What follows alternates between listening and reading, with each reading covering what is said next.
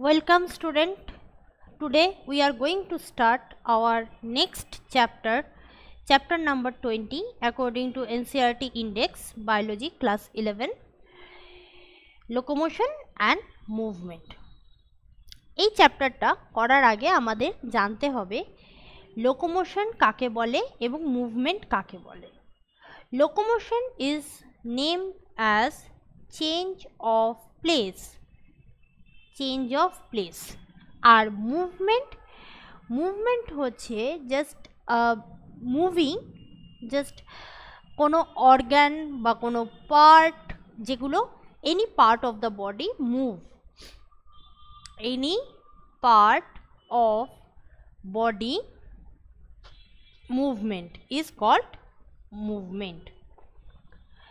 তাহলে আমরা এখান থেকে একটা কথা স্পষ্টভাবে বুঝতে পারছি যে যদি লোকোমোশন হয়, if locomotion is there then movement should be done. If locomotion happens, then movement হবে, movement must, but movement হলে movement is not always do locomotion. আমি একটা জায়গায় বসে হাত পা নাড়াচ্ছি বা এই যে তোমাদের সাথে কথা বলছি, আমার জ লাইন নড়ছে, এটাকে বলা হচ্ছে মুভমেন্ট। মুভমেন্ট প্ল্যান্টের মধ্যে দেখা যায়, প্ল্যান্ট শো করে। আর লোকোমোশন শো করে অ্যানিম্যাল।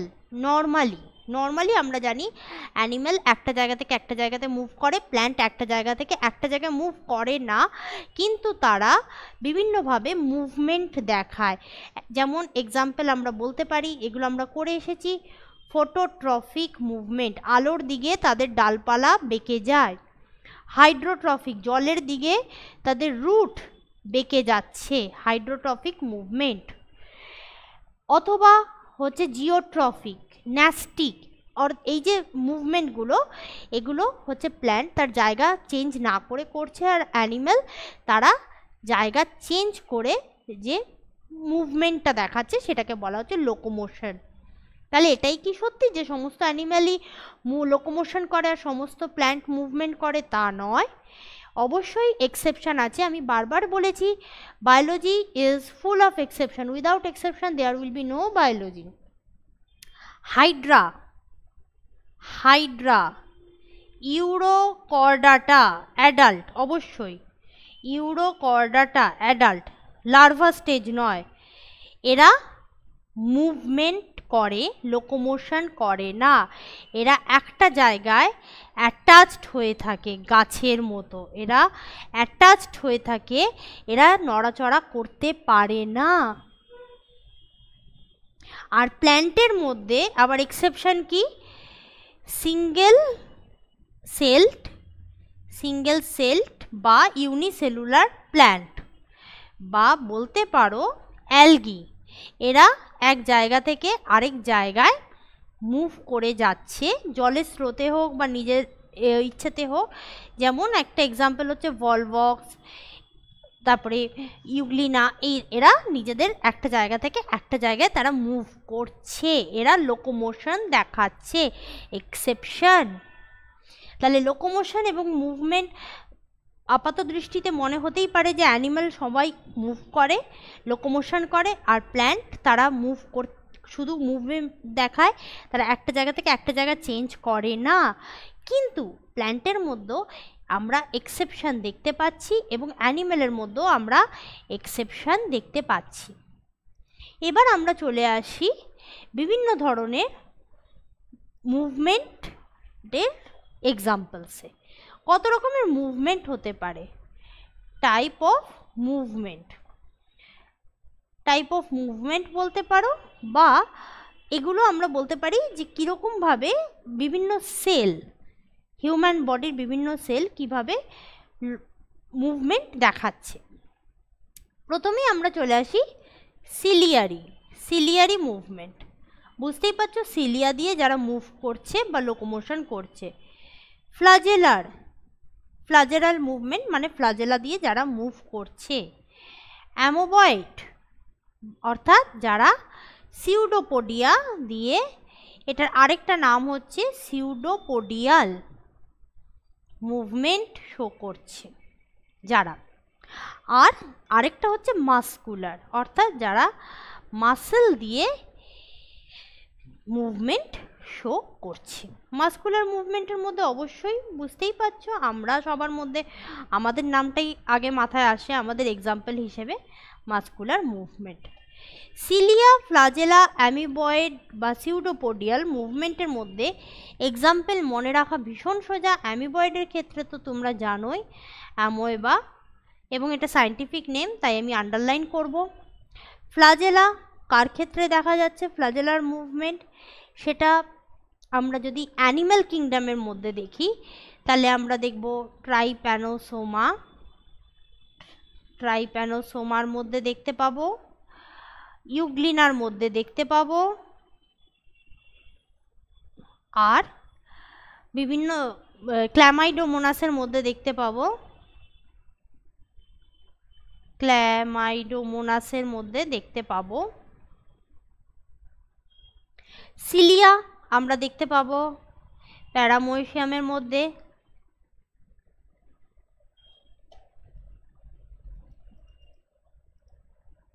প্যারামেশিয়ামের মধ্যে দেখতে পাবো সিলিয়ারি মুভমেন্ট আমরা দেখতে পাবো। এই যে তিনটে এক্সাম্পল, এই তিনটে এক্সাম্পল তোমরা কিন্তু অলরেডি আরেকটা জায়গাতেও পড়ে এসেছো। তোমাদের মনে করিয়ে দিই, এটা কিন্তু আমরা প্রোটোজোয়ার ক্লাসিফিকেশন, প্রোটোজোয়ার যে ক্লাসিফিকেশন সেখানে কিন্তু এই তিনটে আমরা দেখেছিলাম, ciliary protozoa, flagellar protozoa, amoeboid protozoa. আরেকটা ছিল স্পোরোজয়েড যার কোনো লোকোমোটরি অর্গ্যান ছিল না, যাদের কোনো লোকোমোটরি অর্গ্যান ছিল না। এইটা তো গেল আমার টাইপস অফ মুভমেন্ট। এবার যদি আমি বলি এই সিলিয়া, ফ্লাজেলা এবং সিউডোপোডিয়াল মুভমেন্ট আমি হিউম্যান বডিতে দেখতে চাই, সেটা কি সম্ভব? এটা তো অ্যানিম্যাল কিংডমে আমি পেলাম, এই যে এক্সাম্পলগুলো আমি লিখলাম সাদা রঙে এগুলো তো সব অ্যানিম্যাল কিংডমে আমি পেয়েছি। কিন্তু আমি চাইছি যে এরকম কোনো এক্সাম্পল যেটা সিলিয়া, ফ্লাজেলা এবং অ্যামিবয়েড মুভমেন্ট এটা আমি দেখতে পাবো, তাও কোথায় না হিউম্যান বডির মধ্যে। Is it possible? হ্যাঁ, এটা পসিবল। সিলিয়া আছে ওভিডাক্টের মধ্যে, আর কোথায় আছে আমাদের রেসপিরেটরি সিস্টেমের মধ্যে আমাদের সিলিয়ারি মুভমেন্ট দেখতে পাওয়া যাচ্ছে। ওভিডাক্টের মধ্যে আছে আর আছে রেসপিরেটরি সিস্টেমের মধ্যে, রেসপিরেটরি ট্র্যাক্ট, সেখানে দেখতে পাওয়া যাচ্ছে সিলিয়ারি মুভমেন্ট। কীরকম? এরকম ধরো ওভিডাক্ট, এখানে ওভামটা ওভারির থেকে বেরোচ্ছে, বা আমরা এটা আমাদের নাকের ফুটো এবং এই নাকের ফুটোর এখান থেকে আমাদের অক্সিজেন ঢুকছে। যাই হোক না কেন এখানে থাকছে অনেক সিলিয়া, এই সিলিয়াগুলো এইভাবে একদিকে বিট করছে, একদিকে মুভ করছে, এরকম এলোমেলোভাবে মুভ করছে না, তারা শুধু একদিকেই মুভ করছে। এবার সেই মুভমেন্টের ফলে একটা স্পিড বা একটা ফ্লো তৈরি হচ্ছে, যেই ফ্লোর ফলে এই ওভাম গিয়ে পৌঁছাচ্ছে ইউটেরাসে, বা নাকের মধ্যে দিয়ে যে হাওয়াটা ঢুকছে এই সিলিয়া কি করছে, সমস্ত ডাস্ট সেগুলোকে আটকে দিচ্ছে। তাহলে ওভিডাক্ট আর রেসপিরেটরি ট্র্যাক্টের মধ্যে আমরা দেখতে পাচ্ছি সিলিয়ারি মুভমেন্ট। এরপর আমরা চলে আসি ফ্লাজেলার মুভমেন্ট। ফ্লাজেলার মুভমেন্টটা আমরা হিউম্যান বডিতে কোথায় দেখতে পাচ্ছি? কেউ আন্দাজ করতে পারবে? কারোর কোনো গেস? ভীষণ সোজা, একদম মানে ভীষণভাবে এটা আমরা দেখতে পাই, সেটা হচ্ছে স্পার্ম, স্পার্মের মধ্যে। স্পার্মের বডির যে লাস্টের সেটাই হচ্ছে স্পার্মের টেল বা স্পার্মের ফ্লাজেলা, যেটা মুভ করার ফলে স্পার্ম আগে সামনের দিকে এগিয়ে যাচ্ছে। অ্যামিবয়েড মুভমেন্ট হিউম্যান বডির মধ্যে কোথায় দেখতে পাওয়া যাচ্ছে? ভীষণ সোজা, বিভিন্ন ধরনের লিউকোসাইট বা ম্যাক্রোফাজ সেল, এরা কি করছে? ঠিক অ্যামিবার মতোই এরকম সেলটা থাকছে, এবং যখন এই সেলের এখানে কোনো বাজে জিনিস, অর্থাৎ আমি বলতে চাইছি কোনো জার্মস, কোনো অ্যান্টিজেন, কোনো ফরেন বডি এসে হাজির হচ্ছে, তখন এই সেলটা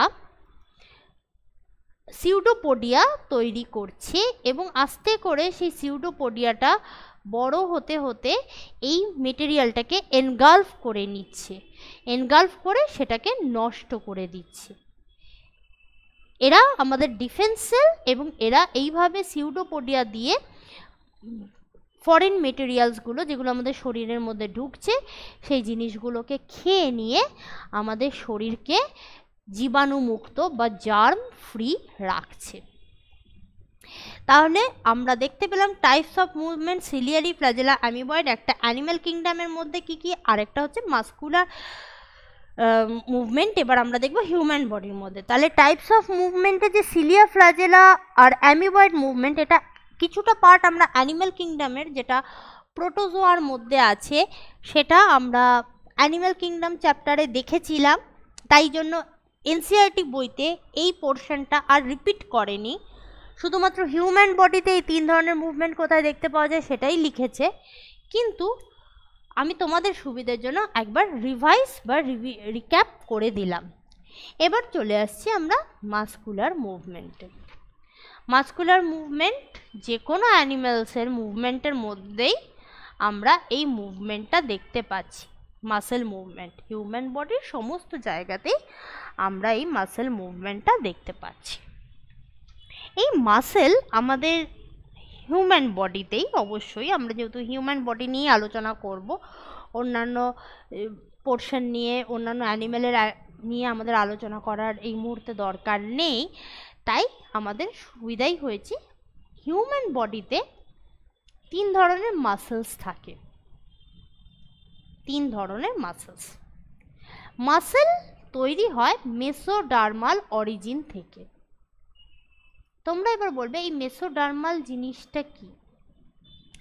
তাহলে তোমাদের একটু মনে করিয়ে দিই, যখন আমরা ট্রিপ্লোব্লাস্টিক এই শব্দটা বা ট্রিপ্লোব্লাস্ট অ্যানিম্যাল কিংডম ক্লাসিফিকেশনে পড়েছিলাম, তখন আমরা বলেছিলাম যে 3টে লেয়ার তৈরি হয়, একটা একটোডার্ম, একটা মাঝের মেসোডার্ম, আর ভেতরের লেয়ার এন্ডোডার্ম। ডিপ্লোব্লাস্টের শুধু প্রথম দুটো থাকছে, মাঝের মেসোডার্মটা থাকছে না। এটা আমাদের অ্যানিম্যাল কিংডম ক্লাসিফিকেশনের পোর্শন। এই 3টে লেয়ার থেকে কিন্তু বডির সমস্ত অর্গান সিস্টেম, টিস্যু তৈরি হয়। এই মেসোডার্ম থেকেই কিন্তু তৈরি হচ্ছে মাসেলস, তাই মাসেলকে বলা হচ্ছে মেসোডার্মাল অরিজিন। নেক্সট, 3 ধরনের মাসেল আমরা দেখতে পাই আমাদের হিউম্যান বডিতে। কি? প্রথমটা হচ্ছে স্কেলিটাল বা স্ট্রায়াটেড বা ভলান্টারি। স্কেলিটাল কেন বলছে? কারণ এটা স্কেলিটনের সাথে লেগে থাকছে, তাই এটা স্কেলিটনের সাথে লেগে থাকছে বলে এই মাসেলটাকে বলছে স্কেলিটাল মাসেল। আর এই মাসেলটা দেখতে এরকম দাগ দাগ, এরকম দূর থেকে দেখলে মনে হবে এরকম স্ট্রাইপ, যেমন ছেলেদের বা মেয়েদের পোশাকে যেমন স্ট্রাইপড, আমরা স্ট্রাইপড শার্ট বা স্ট্রাইপড ড্রেস কিনি, সেরকম এটা হচ্ছে স্ট্রাইপড। ভলান্টারি মানে হচ্ছে আমি আমার নিজের ইচ্ছে মতো এই মাসেলটাকে কাজ করাতে পারবো। অর্থাৎ তুমি যদি চাও তাহলেই তুমি হাত নাড়তে পারবে। তুমি যদি এখন মনে করো যে আমি উঠে এই জায়গার থেকে যাব না, তাহলে অবশ্যই তুমি হাঁটবে না, তাহলে স্কেলিটাল মাসেল তোমার কথা শুনে চলছে। এরপরে আমরা চলে আসছি ভিসেরাল মাসেল। এটা কিন্তু নন স্ট্রায়াটেড মাসেল। ভিসেরাল মাসেলের ক্ষেত্রে আমরা দেখতে পাচ্ছি এখানে কিন্তু কোনো দাগের কোনো গল্প নেই, এটা একদম পরিষ্কার পরিচ্ছন্ন এরকম লম্বা লম্বা মাসেল সেল দিয়ে তৈরি, এবং এখানে কোনো এরকম কোনো আড়াআড়িভাবে কোনো দাগের ব্যাপার নেই, এগুলো সব মাসল সেল একসাথে থাকছে। এই জন্য এই মাসেলটার নাম হচ্ছে নন স্ট্রায়াটেড মাসেল, আর এটাকে আরেকটা নামেও ডাকা হয়, সেটা হচ্ছে স্মুথ মাসেল। এটার আরেকটা নামও আছে, সেটা হচ্ছে ইনভলান্টারি মাসেল। কেন? কারণ এটা একমাত্র ইনভলান্টারি মাসেল। এটা ভিসেরাল মাসেল। ভিসেরাল কথাটার মানে হচ্ছে ইনার অর্গ্যান। ভিসেরাল কথার মানে হচ্ছে ইনার অর্গ্যান, অর্থাৎ এই মাসেলটা থাকছে ইনার অর্গ্যানে। কোথায় থাকছে? দেখো, এই মুহূর্তে তোমার হট করে মনে পড়বে হার্ট। হার্ট আমার কথা শুনে পাম্প করে না, তার ইচ্ছে মতো পাম্প করে, তার ইচ্ছে মতো থেমে যায়, কিন্তু সেখানে কিন্তু আমরা হার্ট বলতে পারবো না, কারণ হার্টের মাসেল সম্পূর্ণ আলাদাভাবে কিন্তু রয়েছে এখানে কার্ডিয়াক। তাহলে হার্ট ছাড়া আর কোন কোন বডি পার্ট আছে যেগুলো আমাদের কথা শুনে কাজ করে না? একটু মনে করার চেষ্টা করো। আচ্ছা, আমি তোমাদের হেল্প করে দিচ্ছি। খুব জোরে বাথরুম পেয়েছে, তুমি আর আটকে রাখতে পারছো না। তুমি বলতে পারছো না যে 2 ঘন্টা পরে বাড়ি ফিরবো, তারপরে আমি বাথরুমে যাব, না, পসিবল নয়। মেয়েদের ক্ষেত্রে তোমরা জানো, যখন পিরিয়ডস হয় অর্থাৎ ইউটেরাস, সেটা কিন্তু তোমার কন্ট্রোলে থাকে না, যখন তখন যেখানে সেখানে টাইম আসলেই, হয়তো কখনো কখনো টাইমের আগে, কখনো কখনো টাইমের পরে শুরু হয়ে যায় তোমার মেনস্ট্রুয়েশন সাইকেল। প্রেগনেন্ট মহিলাদের ক্ষেত্রে রাত নেই, দিন নেই, যখন সময় হবে তখনই কিন্তু বডি চাইল্ড ডেলিভার করার জন্য ডেলিভারি পেন বা ব্যথা উঠিয়ে দেবে, তাকে তখনই হসপিটালে যেতে হবে। পটি পেয়েছে, তুমি কিছুতেই আটকে রাখতে পারবে না, যেভাবে হোক, রাস্তায় থাকলে সুলভ শৌচালয় হলেও তোমাকে দৌড়াতে হবে। রেকটাম, স্টোমাক, খাবার খেয়েছো, খাবারটাকে হজম করাচ্ছে, তোমার ইচ্ছে অনুযায়ী কাজ করছে না, তার মনে হচ্ছে খাবার হজম করতে হবে, সে খাবার হজম করছে, সেটা ভাবছে না যে থাক, এখন বিরিয়ানিটা খেয়েছে, এটাকে বেশ কিছুক্ষণ আমি একটু রেখে আরাম করে তারপরে হজম করাই না। তোমরা লাংস দেখেছো, লাংসের স্ট্রাকচার পড়ে এসেছো, লাংসের তলায় থাকছে ডায়াফ্রাম। এই ডায়াফ্রাম কিন্তু তোমার কথা শুনে লাংসের ওপর প্রেশার ক্রিয়েট করবে না। তাহলে বুঝতে পারছো আমাদের ইনার অর্গ্যানে আরও অনেক কিছু আছে। তো এই ইনার অর্গ্যানের মধ্যে কিন্তু তোমাদের এই জিনিসগুলো পড়ছে, যারা আমার কথা শুনে চলছে না, ইনভলান্টারি মাসেল। এবং যেহেতু গায়ে কোনো এরকম দাগ নেই, তাই জন্য আমি এটাকে নন স্ট্রায়াটেড বা নন স্ট্রাইপড মাসেল বলছি বা স্মুথ মাসেল বলছি। এবার চলে আসি আমরা কার্ডিয়াক মাসেলে। কার্ডিয়াক মাসেল থাকছে কোথায়? কার্ডিয়াক মাসেল বুঝতেই পারছো, নামের সাথে মিলে আছে হার্টে। এই মাসেলটাকে বলা হচ্ছে স্পেশাল, এটাকে বলা হচ্ছে স্পেশাল। কেন বলা হচ্ছে ভাই এটাকে স্পেশাল? কারণ এই মাসেলের মধ্যে, এই মাসেলটা তোমার কথা শুনে তো চলছে না, তাহলে এই মাসেলটা ইনভলান্টারি, এই মাসেলটা ইনভলান্টারি। বাহ, খুব ভালো কথা। আচ্ছা, আবার ইনভলান্টারি মাসেল হলে কি হতে হবে? তাকে স্মুথ হতে হবে। কিন্তু হার্ট মাসেলের মধ্যে আমি দেখতে পাচ্ছি এরকম দাগ দাগ আছে, অর্থাৎ ইনভলান্টারি বাট স্ট্রায়াটেড, অর্থাৎ এই মাসেলটার মধ্যে 1 নম্বর এবং 2 নম্বর দুজনের ক্যারেক্টারই আছে হার্ট মাসেল বা কার্ডিয়াকের মধ্যে। তাই জন্য হার্ট মাসেলকে বা কার্ডিয়াক মাসেলকে বলা হচ্ছে স্পেশাল মাসেল। এবং এর আরেকটা কারণও আছে একে স্পেশাল বলার জন্য, সেটা হচ্ছে এই muscle never ever gate tired.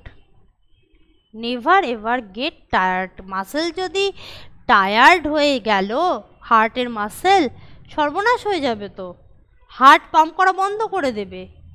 এই টায়ার্ড হওয়ার টার্মটাকে মাসেলের ভাষায় কি বলে? বলে ফ্যাটিগ। হার্ট মাসেলে নেভার ফ্যাটিগ, এর হার্ট মাসেল বা কার্ডিয়াক মাসেলে কখনো ফ্যাটিগ আসে না, ক্লান্তি আসে না। তুমি অনেকক্ষণ দৌড়াও, তোমার পায়ের মাসেলে ব্যথা হয়ে যাবে, খিঁচ ধরে যাবে।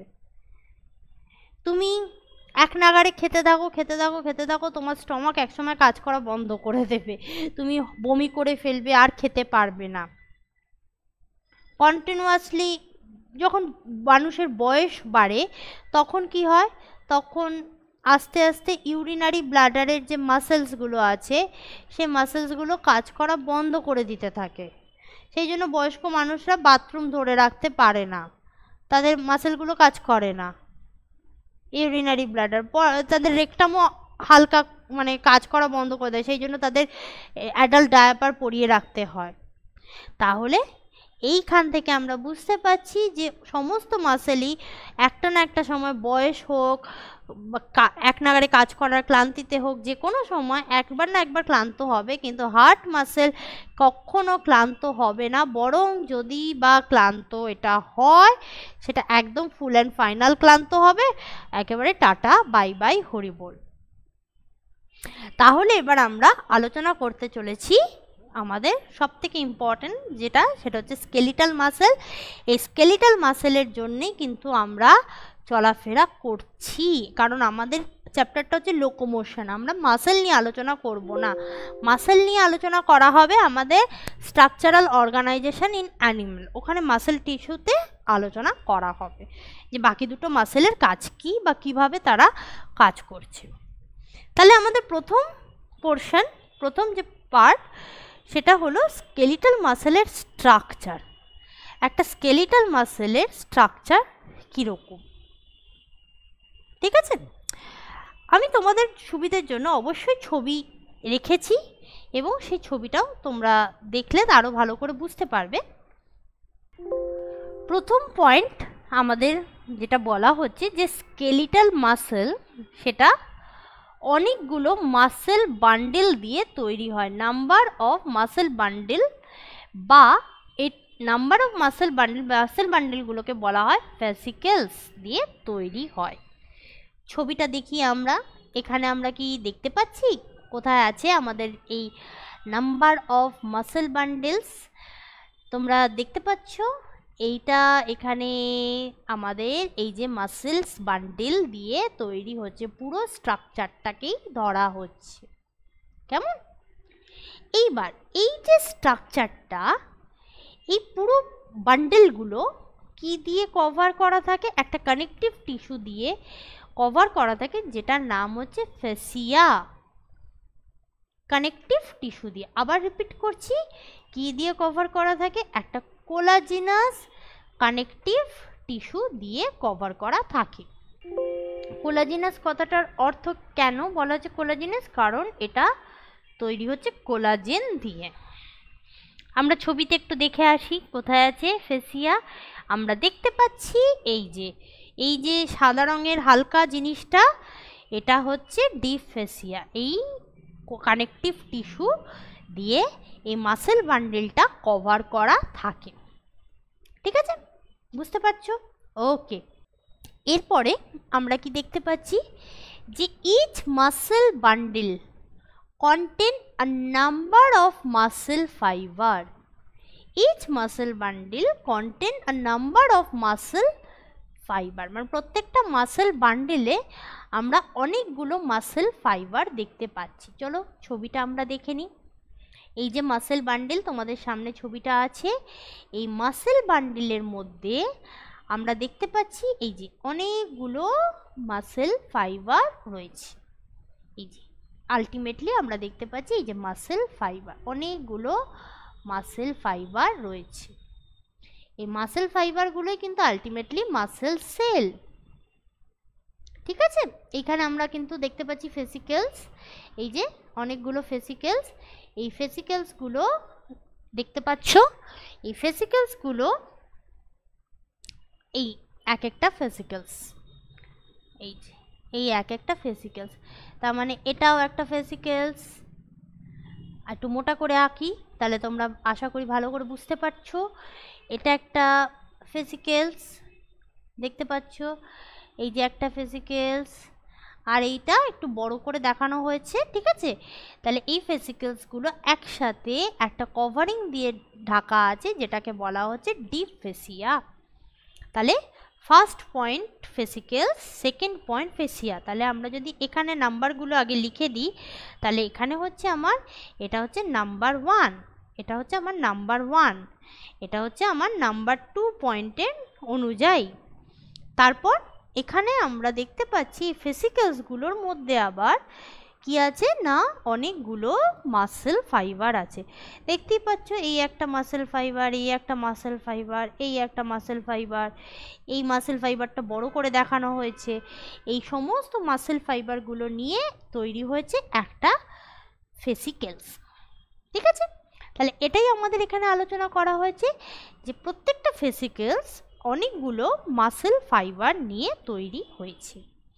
এই মাসেল ফাইবারগুলো কি দিয়ে কভার করা থাকে, একটা প্লাজমা মেমব্রেন দিয়ে কভার করা থাকে, যেটাকে বলা হয় সার্কোলেমা।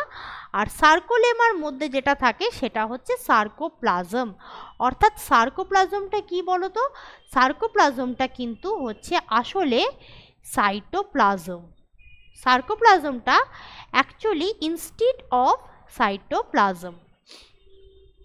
তাহলে আমরা ছবিটা আরেকবার দেখে নিই। এই যে মাসেল ফাইবারটাতে আমরা চলে এলাম, এই মাসেল ফাইবারটার মধ্যে আমরা এবার দেখতে পাচ্ছি সার্কোলেমা। তোমরা দেখতে পাচ্ছ কোথাও? এই যে দেখি, তোমাদের যারা দেখতে পাওনি এখনো, দেখিয়ে দিই সার্কোলেমা। সার্কোলেমা হচ্ছে মেমব্রেনটা। এই এক একটা মাসেল ফাইবার, এই এক একটা মাসেল ফাইবার এবার বড় করে দেখাচ্ছে, তাহলে এটা হচ্ছে আমার সার্কোলেমা বা সাইটোপ্লাজমা মেমব্রেন। আর এর ভেতর যেটা থাকছে সেটা হচ্ছে আমার সার্কোপ্লাজম, সেটা হচ্ছে আমার সার্কোপ্লাজম। নেক্সট পয়েন্ট কি বলছে, মাসেল ফাইবার হচ্ছে সিনসাইটিয়াম। কেন? সিনসাইটিয়াম কথাটার মানে হচ্ছে যেখানে অনেকগুলো নিউক্লিয়াস থাকে। একটা মাসেল ফাইবারে, একটা মাসেল সেলে একটা নিউক্লিয়াসের বদলে অনেক নিউক্লিয়াস থাকে, তাই মাসেল ফাইবারকে বলে সিনসাইটিয়াম। আর এদের এন্ডোপ্লাজমিক রেটিকিউলামকে বলা হয় সার্কোপ্লাজমিক রেটিকিউলাম। জাস্ট নামটা চেঞ্জ হয়ে গেছে, যেমন সাইটোপ্লাজমের নাম হয়ে গেছে সার্কোপ্লাজম, সেরকম এন্ডোপ্লাজমিক রেটিকিউলামের নাম হয়ে গেছে সার্কোপ্লাজমিক রেটিকিউলাম। আর তাতে থাকে প্রচুর পরিমাণে ক্যালসিয়াম আয়ন, মানে বিভৎস পরিমাণে ক্যালসিয়াম আয়ন থাকে। এই ক্যালসিয়াম আয়নের কিন্তু অনেক কাজ আছে।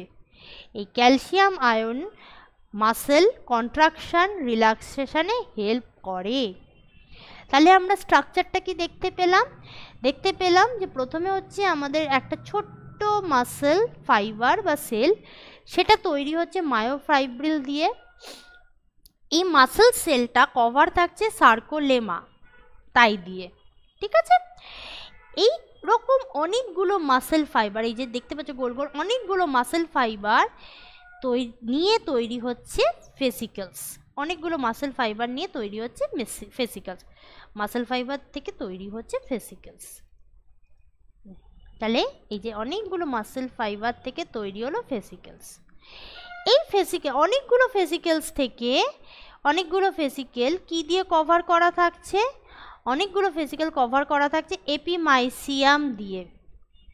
এই যে এই লেয়ারটা খুলে দেখানো হয়েছে, অনেকগুলো ফেসিকেল একসাথে, এই যে একটা দুটো তিনটে চারটে, এই ফেসিকেলসগুলো কভার করা থাকছে এপিমাইসিয়াম দিয়ে। আর সেগুলো মিলে তৈরি করছে টেন্ডন। সেগুলো এই ফেসিকেলস, অনেকগুলো ফেসিকেলস মিলে তৈরি করছে টেন্ডন বা মাসেল ফাইবার, সেটা আবার কভার করা থাকছে ডিপ ফেসিকা দিয়ে। ফেসিকেলের এই যে প্রত্যেকটা মাসেল ফাইবার, এই যে মাসেল ফাইবারের মাঝে থাকছে এন্ডোমাইসিয়াম, আর প্রত্যেকটা ফেসিকেল কভার করা থাকছে পেরিমাইসিয়াম দিয়ে। তাহলে আমি যদি তোমাদের সুবিধার জন্য এখানে একটু লিখে দিই, perimysium cover each fascicle. Epimysium cover many fascicles, fascicle together. তার মানে একটা একটা ফেসিকেল কভার করা থাকছে পেরিমাইসিয়াম দিয়ে, আর অনেকগুলো ফেসিকেল একসাথে কভার করা থাকছে এপিমাইসিয়াম দিয়ে। তার ওপরে থাকছে ওভার দ্যাট ডিপ ফেসিয়া, এবং সেইটাকে আলটিমেটলি কি নামে ডাকা হচ্ছে, সেটাকে বলা হচ্ছে টেন্ডন। তোমরা জানো দু ধরনের মাসেল লিগামেন্ট আছে, একটা হচ্ছে টেন্ডন আর একটা হচ্ছে লিগামেন্ট মাসেল ফাইবার। তাহলে সেটা নিয়ে আমরা একটু আলোচনা করে দিই। সেটা হচ্ছে দু ধরনের যেটা আছে, একটা হচ্ছে টেন্ডন আর একটা হচ্ছে লিগামেন্ট। টেন্ডন আর লিগামেন্টের গল্পটা কি? টেন্ডন কি করে, বোন আর মাসেলস এর মধ্যে দড়ির কাজ করে। আর লিগামেন্ট কি করে, বোন আর বোনসের মধ্যে লিগামেন্ট দড়ির কাজ করে। অর্থাৎ এটা একটা হাড়, এটা একটা হাড়, এদের ওপরে মাসেলস আছে, এর ওপরেও মাসেলস আছে। এবার এই হাড়গুলোকে কে জয়েন্ট করবে? হাড়গুলোকে তো কারো জয়েন্ট করার দরকার আছে, নইলে তো বডি থেকে খুলে খুলে বেরিয়ে যাবে, তাই না? এই দুটো হাড়কে কানেক্ট করছে বোন, আর বোন কানেক্ট করছে লিগামেন্ট, আর বোন আর মাসেল কানেক্ট করছে, ছবিটা আঁকি আমি তোমাদের সুবিধা হবে, বোনস আর বোনস কানেক্ট করছে লিগামেন্ট। আর এই মাসেলটা যাতে হাড়ের গায়ের থেকে ছিটকে না যায়, হাড়ের গায়ে যাতে চিপকে থাকে, সেই জন্য সেটা কাজ করছে, সেই কাজটা করছে টেন্ডন। টেন্ডন বোন আর মাসেলের মধ্যে বন্ডিং বা দড়ির কাজ করছে, লিগামেন্ট দুটো বোনসের মধ্যে দড়ির কাজ করছে। আমরা এখানে একটা টেন্ডনের ছবি দেখছি। তাহলে একটা টেন্ডনের ওপরে থাকছে ডিপ ফেসিয়া, সেটা খুলে নিলে আমরা পাচ্ছি এপিমাইসিয়াম। এপিমাইসিয়ামের ভেতরে দেখতে পাচ্ছি অনেকগুলো ছোট ছোট ফেসিকেলসগুলো আবার পেরিমাইসিয়াম দিয়ে কভার করা থাকছে। ফেসিকেলসগুলোর মধ্যে আবার দেখছি অনেকগুলো ছোট ছোট মাসেল ফাইবারগুলো সার্কোলেমা দিয়ে কভার করা থাকছে। হলো? আর মাসেল ফাইবারগুলোর মাঝে মাঝে থাকছে এন্ডোমাইসিয়াম আর blood capillary, neuron, blood vessels, এগুলো অবশ্যই, নইলে তো মাসেলে অক্সিজেন কে পৌঁছাবে? এই হলো আমাদের স্কেলিটাল মাসেলের স্ট্রাকচার। এরপরে আমরা চলে আসছি নেক্সট। আমাদের এটা তো একটা মাসেল ফাইবারের কাজ, মানে স্ট্রাকচার হলো। এই মাসেল ফাইবারের নেক্সট স্ট্রাকচারটা আলোচনা করি। এখানে কি হচ্ছে, large number of parallelly arranged filament থাকছে সার্কোপ্লাজমে, যাদেরকে বলছে মায়োফিলামেন্ট বা মায়োফাইব্রিলস। তোমরা ছবিতেই দেখতে পাচ্ছ মায়োফাইব্রিল, সার্কোলেমার মধ্যে থাকছে মায়োফাইব্রিল, সার্কোলেমার মধ্যে থাকছে মায়োফাইব্রিল। এই মায়োফাইব্রিল কীরকম? মায়োফাইব্রিল হচ্ছে এরকম আড়াআড়ি কিছু দাগের মতো জিনিস, এরকম আড়াআড়ি প্যারালাল কিছু দাগের মতো জিনিস। এই মায়োফাইব্রিলগুলোর মধ্যে থাকছে দুটো প্যাটার্ন, একটা হচ্ছে ডার্ক ব্যান্ড, এরকম ডার্ক কালারের ব্যান্ড, আর তার মাঝে মাঝে থাকছে অপেক্ষাকৃত হালকা ব্যান্ড, এটাকে বলছে ডার্ক আর light band, dark and light band. আর সেটা কেন হচ্ছে? দুটো প্রোটিনের জন্য হচ্ছে, অ্যাক্টিন আর মায়োসিন প্রোটিনের জন্য। লাইট ব্যান্ড হচ্ছে অ্যাক্টিন, আর এটাকে বলছে আই ব্যান্ড বা আইসোট্রপিক ব্যান্ড, আর ডার্ক ব্যান্ড হচ্ছে এ বা অ্যানাইসোট্রপিক ব্যান্ড, কারণ ডার্ক ব্যান্ড তৈরি হচ্ছে মায়োসিন দিয়ে। ডার্ক ব্যান্ডের কথাটা এখানে আমার মিস হয়ে গেছে, তোমরা অবশ্যই দেখে নাও বা লিখে যখন যদি লিখছো তো লিখে নাও, মায়োসিন প্রোটিন দিয়ে। লাইট ব্যান্ড তৈরি হচ্ছে অ্যাক্টিন দিয়ে, আর ডার্ক ব্যান্ড তৈরি হচ্ছে মায়োসিন দিয়ে। ডার্ক ব্যান্ডের নাম হচ্ছে এ ব্যান্ড, আর লাইট ব্যান্ডের নাম হচ্ছে আই ব্যান্ড। এখানে একটা ছবি তোমরা দেখতেই পাচ্ছ, তোমাদের স্লাইডের মধ্যে লেখাটাতেই ছবিটা আছে। ছবিটার মধ্যে তোমরা দেখতে পাচ্ছ যে এই যে মোটা মোটা স্ট্রাকচারটা, এটা অ্যাকচুয়ালি আসলে মোটা নয়, এখানে দুটো তিনটে ফাইবার একসাথে আছে বলে এটাকে মনে হচ্ছে মোটা। অ্যাক্টিন আর এই হলুদ রঙেরটা হচ্ছে মায়োসিন, এই হলুদ রঙেরটা হচ্ছে মায়োসিন। তাহলে দেখো এই যে জায়গাটা আমি যদি হাইলাইট করি, হাইলাইট করে তোমার দেখাতে চাই, একটু দেখো হাইলাইট করছি যে জায়গাটা, এই দুটো জায়গা হাইলাইট করলাম, বোঝা যাচ্ছে না? ঠিক আছে, কোনো অসুবিধা নেই, আমি দেখছি। এই যে দুটো জায়গা আমি ডার্ক কালার দিয়ে মেনশন করছি, এখানে দেখো তিনটে ফাইবারের পোর্শন আছে, দুটো ফাইবারের তিনটে করে পোর্শন আছে। আর তাদের যে পাশের জায়গাটা, সেখানে আবার কি হয়েছে, সেখানে কিন্তু তুমি দেখতে পাচ্ছ দুটো করে বা একটা করে ফাইবার দেখা যাচ্ছে। তাহলে আমি যদি এবার ছবি আঁকি, ছবি এঁকে যদি জিনিসটা বোঝাতে চাই তাহলে কেমন হবে স্ট্রাকচারটা, তাহলে তোমাদের জন্য ছবিটা আঁকছি, ছবিটা ভালো করে লক্ষ্য করে দেখো।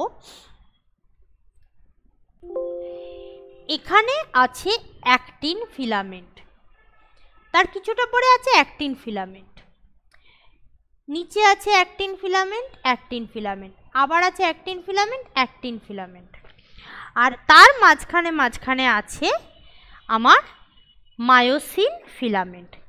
তাহলে এইখানটা আছে আমার মায়োসিন ফিলামেন্ট, এখানটাতেও আছে আমার মায়োসিন ফিলামেন্ট, এখানটাতেও আছে মায়োসিন ফিলামেন্ট। এইবার তাহলে এই যে অংশটা, এই অংশটাতে অ্যাক্টিন মায়োসিন দুটোই আছে, বেশ দেখতে ডার্ক কালার লাগছে। এই অংশটাতেও আমার অ্যাক্টিন মায়োসিন দুটোই আছে, মোটামুটি এখানে একটা দুটো তিনটে চারটে পাঁচটা ছটা ফাইবার একসাথে আছে। পাশেরটাতেও আমি দেখতে পাচ্ছি আমার ছটা ফাইবার একসাথে আছে। তাহলে এই জায়গাগুলো অবশ্যই দেখতে ডার্ক কালার লাগবে, একদম স্বাভাবিক ব্যাপার, ডার্ক কালার লাগবে, কারণ ছটা করে আছে। আর তাদের মাঝখানের জায়গাটা হালকা লাগবে। কেন হালকা লাগবে? কারণ সেই জায়গাগুলোতে তিনটে করে মোটে ফিলামেন্ট আছে, হয় অ্যাক্টিন নয় মায়োসিন। তাই জন্য একটা ডার্ক আর লাইট প্যাটার্নের একটা স্ট্রাকচার তৈরি হয়।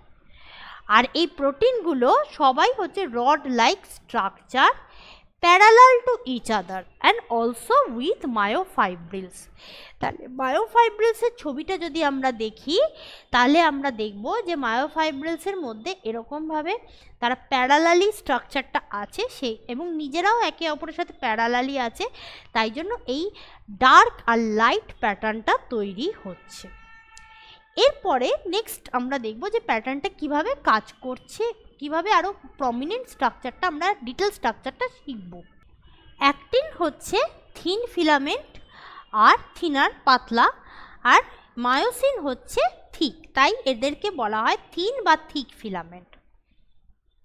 এবার বলা হচ্ছে আই ব্যান্ডের মাঝখানে, সেন্টার অফ আই ব্যান্ডের মাঝে থাকছে জেড লাইন, আর এ ব্যান্ডের মাঝের লাইনটাকে বলা হচ্ছে এম লাইন।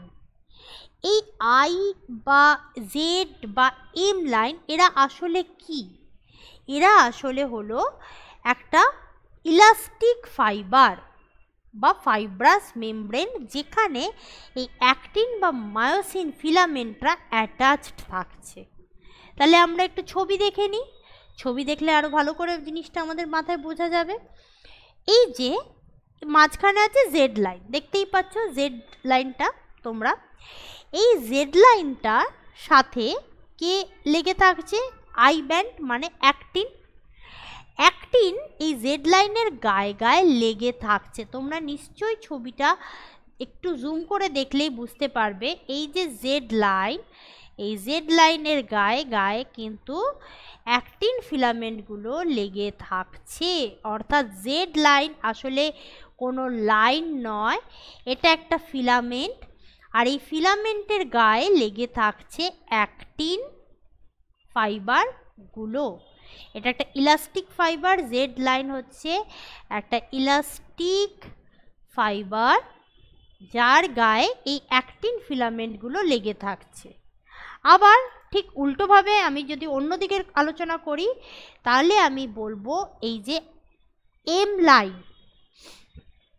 এম লাইন অর্থাৎ হচ্ছে যেটা আমাদের মোটা ব্যান্ডের, ডার্ক ব্যান্ডের মাঝামাঝি জায়গায় থাকছে, সেখানে তার সাথে কিন্তু লেগে থাকছে আমাদের মায়োসিন ফিলামেন্ট। তোমরা দেখতেই পাচ্ছ এই যে একটুখানি আমি হাইলাইট করছি এই পোর্শনটা, এর সাথে কিন্তু লেগে থাকছে মায়োসিন ফিলামেন্টগুলো। তাহলে এরা কিন্তু কোনো দাগ নয়, এরা কোনো লাইন নয়, এরা হচ্ছে একটা সিম্পল ইলাস্টিক ফাইবার বা ফাইব্রাস মেমব্রেন যার গায়ে এই ফিলামেন্ট, অ্যাক্টিন ফিলামেন্ট বা মায়োসিন ফিলামেন্ট লেগে থাকছে। এখন এবার আসছি আমরা ভীষণ ইম্পর্টেন্ট একটা পার্টে, সেটা হচ্ছে দুটো জেড লাইনের মাঝের জায়গাটাকে বলা হচ্ছে কন্ট্রাকশনের ফাংশনাল ইউনিট বা সার্কোমিয়ার। পুরো জায়গাটা কিন্তু, পুরো মাসেলটা কিন্তু আমাদের কন্ট্রাক্ট করে না। কোন জায়গাটা শুধু কন্ট্রাক্ট করে? কন্ট্রাক্ট করে আমাদের শুধু এই যে একটা জেড লাইন, এই যে একটা জেড লাইন আর এই যে আরেকটা জেড লাইন, এর মাঝের জায়গাটাই আমাদের কন্ট্রাক্ট করে, অর্থাৎ একটা জেড লাইন থেকে একটা জেড লাইনের মাঝের জায়গাটা কন্ট্রাক্ট করে। অর্থাৎ আমি বলতে পারি যে লাইট ব্যান্ডগুলো পাশাপাশি চলে আসে, তাই কন্ট্রাকশন হয়। নেক্সট আমরা কি আলোচনা করব? নেক্সট পয়েন্টে আমাদের কি বলা হয়েছে যে থিক ফিলামেন্টের যে সেন্ট্রাল পার্ট, সেটা থিন ফিলামেন্ট দিয়ে ওভারল্যাপ যেটা থাকে না, সেই জায়গাটাকে বলা হয় এইচ জোন। এই যে মাঝখানে তোমরা দেখতে পাচ্ছ এইচ জোন, যেটা এইখানে কিন্তু কোনো থিক ফিলামেন্টের পোর্শনটা থাকছে, থিন ফিলামেন্ট থাকছে না, শুধুমাত্র থিক ফিলামেন্টটাই থাকছে, এটাকে বলা হচ্ছে এইচ জোন। যদি আমি আমার আঁকা ছবিটা দিয়ে তোমাদেরকে দেখাই তাহলে তোমরা সেখানেও দেখতে পাবে এই যে এই জায়গাটায় কিন্তু থিন ফিলামেন্টগুলো আছে অ্যাক্টিভ, এখানে আছে থিন ফিলামেন্ট, ঠিক আছে। কিন্তু মাঝখানের যে জায়গাটা, এইখানে কিন্তু কোনো থিন ফিলামেন্ট থাকছে না, শুধুমাত্র থিক ফিলামেন্টটাই থাকছে, এই জায়গাটাকে বলা হচ্ছে এইচ জোন। এই হলো আমাদের স্কেলিটাল মাসেলের স্ট্রাকচার এবং তার ডিটেল ফিলামেন্টগুলোর স্ট্রাকচার, কিভাবে ফিলামেন্টগুলো একে অপরের সাথে সাজানো থাকার ফলে একটা ব্যান্ড, ডার্ক ব্যান্ড লাইট ব্যান্ডের তৈরি হচ্ছে। এখানে তোমাদের জন্য আবার একটু রিপিট করে দিচ্ছি, এই জায়গাটা, এই পার্টিকুলার জায়গাটায় দেখো ডার্ক ব্যান্ড আর লাইট ব্যান্ড দুটোই আছে, তাই এটাকে বলা হচ্ছে ডার্ক, মানে থিক আর থিন দুটোই আছে, তাই জন্য এখানটা ডার্ক লাগছে। এই জায়গাটা দেখো এখানে শুধুমাত্র অ্যাক্টিন ফিলামেন্ট আছে, তাই জন্য এখানটা লাইট লাগছে। আবার এই জায়গাটা দেখো এখানটাতে দুজনেই আছে, তাই এখানটা ডার্ক লাগছে। তার পাশে এইচ জোন, এখানে শুধুমাত্র মায়োসিন আছে, তাই জন্য এখানটা লাইট লাগছে। তাই এই জিনিসটাই যখন দূরের থেকে দেখবে তখন মনে হবে যে একটা মাসেলের মধ্যে ডার্ক আর লাইট ব্যান্ডের স্ট্রাকচার তৈরি হচ্ছে। এই হলো আমাদের স্কেলিটাল মাসেলের স্ট্রাকচার।